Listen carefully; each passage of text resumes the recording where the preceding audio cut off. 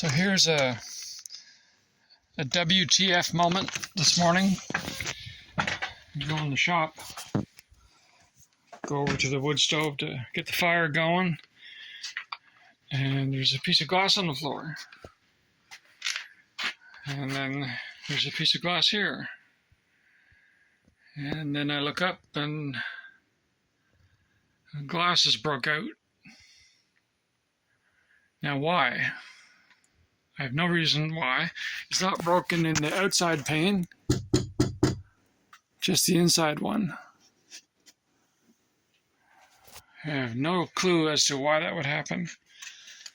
It wasn't broken yesterday.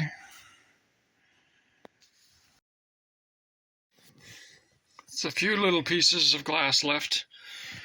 So in my reconstruction, I'm guessing these glass pieces will fit in this hole. There's some spalling there of the glass. I'm guessing that's a strike point, but I have no idea how that would happen. No idea at all.